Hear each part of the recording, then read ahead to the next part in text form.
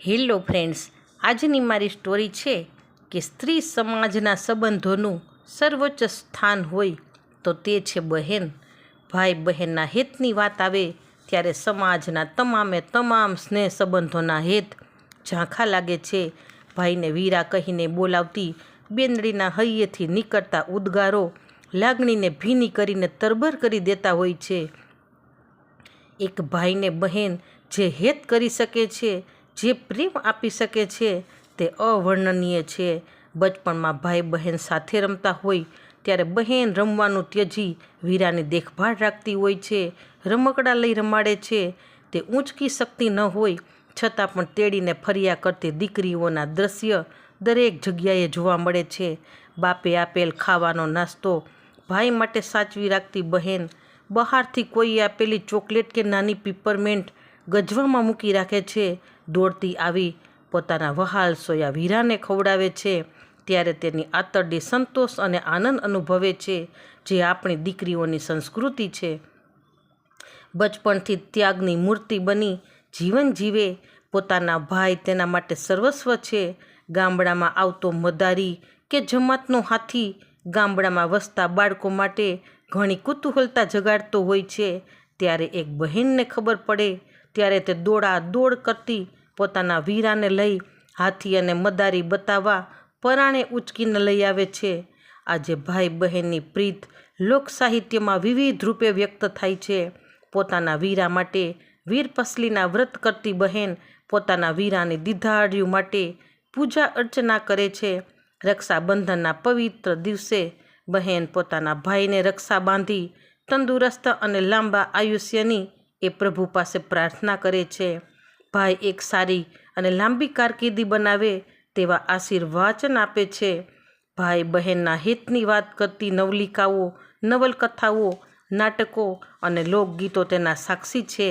છત્રછાયા ગુમાવનાર બાળકોને બહેન રાત દિવસ મહેનત કરી પોતાના ભાઈને ભણાવી ગણાવીને નોકરીએ લગાડનાર કિસ્સાઓ સમાજમાં અગણિત છે. ભાઈને ઠેસ લાગે તો પણ હૈયેથી ખમા મારા વીરાને આવા ઉદ્ગારો વાલી બહેનોના શબ્દ નીકળી જતા હોય છે. ભાઈએ કોઈ બહેન માટે વ્રત રાખી, બાધા રાખી કે આખડી રાખી હોય તેવા કિસ્સાઓ ઓછા જોવા મળે છે. સ્ત્રી સમાજમાં પત્ની બહેન નહીં પણ એક જગદંબા છે. ઈશ્વર પછીનું જો કોઈ વિશેષ પાત્ર આ પૃથ્વી પર અવતર્યું હોય તો તે સ્ત્રી છે. પછી તે પુત્રીના સ્વરૂપે હોય, માના સ્વરૂપે હોય, પત્નીના સ્વરૂપે હોય કે બહેનના સ્વરૂપે હોય, જગતમાં તેનો જોટો જડતો નથી. તેની ફરજ પ્રત્યેની સભાનતા, ઉદારતા, ભાવુકતા અને વિશ્વસનીયતા બેજોડ હોય છે. 7-8 વર્ષની દીકરીની વાત કરીએ તો પોતાનાથી નાના ભાઈની સાર સંભાળ રાખતી હોય તે દ્રશ્ય જ્યારે આપણે જોઈએ તો એમ લાગે કે જાણે ભાવનાની ગંગોત્રી અહીંથી વહેતી હોય તેવું લાગે છે. પોતાના વીરાને ખવડાવતી બહેનનું દ્રશ્ય હોય, પોતાના વીરાને નવડાવતી બહેનનું દ્રશ્ય હોય કે પછી ઉચકી ન શકતી હોવા છતાં તેને પોતે બેવડી વળી જતી હોય પડતી આખડતી બહેનનું દ્રશ્ય હોય, તે દરેકમાં આપણને એક ભાવનાની મૂર્તિ સમાન એક ત્યાગી વ્યક્તિનું વ્યક્તિત્વ પ્રતિબિંબ થતું હોય છે. સાસરે ચાલી જતી દીકરી ત્યાં ગયા પછી પણ રક્ષાબંધનને દિવસે તે પોતાના વીરાને રાખડી બાંધવા આવી પહોંચે છે. જો પોતે આવી ના શકે તેમ હોય તો રક્ષા મોકલી આપી ભાવ વ્યક્ત કરે છે.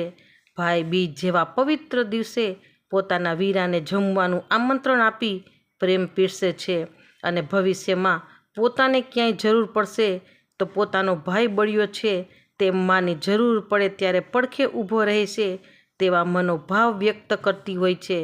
પોતાનો ભાઈ સારી નોકરી કરતો હોય, સારું કમાતો હોય, સારો ધંધો કરતો હોય કે સમાજમાં પ્રતિષ્ઠિત હોય ત્યારે સૌથી વધુ ગૌરવ પોતાની બહેન લેતી હોય છે. પોતાની આજુબાજુ, પાડોશમાં કે સાસરિયામાં પોતાની વીરાની પ્રગતિના ગીત ગાતા થાકતી નથી. સાસરિયામાં પોતાને કદાચ દુઃખ હોય તો તે સૌથી પહેલાં પોતાના ભાઈને જણાવે છે અને સાસરિયાઓને જણાવી દે છે કે મારા ભાઈને ખબર પડશે તો તમારી ખેર નથી. એ પોતાની સલામતીનો ભાવ છે. પોતાનો ભાઈ બળ્યો હોય કે ના હોય, પહોંચતો હોય કે ન પહોંચતો હોય, પણ પોતાનો વીરાનું સ્થાન જીવનમાં ઊંચું રાખે છે. પોતાના ભાઈ વિશે કોઈ નીચું બોલે તો ક્યારેય તેની બહેન સહન કરતી નથી. પોતાના ભાઈ વિશે નબળું બોલનારને તે શાપ આપતા કે કડવા વચન કહેતા જરા પણ અચકાતી નથી. પોતાનો વીરો પોતાના માટે હીરો છે, તે ક્યારેય તેને ઝીરો નથી લાગતો. આજ તેના હૃદયમાં તેનું સ્થાન તેના વીરા માટે છે. આ વ્રત કરનાર આ બહેનના આશીર્વાદ અને દુઆઓથી આપણે ઘણા ભાઈઓના જીવન ઉજળા બની ગયેલા જોયા છે.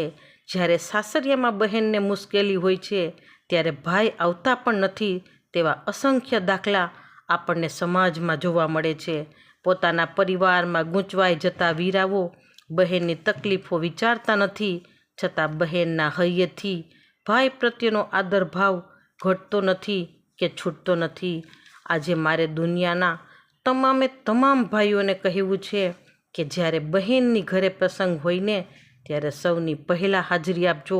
કેમ કે તમે શું આપો છો એ મહત્ત્વનું નથી, પણ તમારી હાજરી જ મહત્ત્વની છે.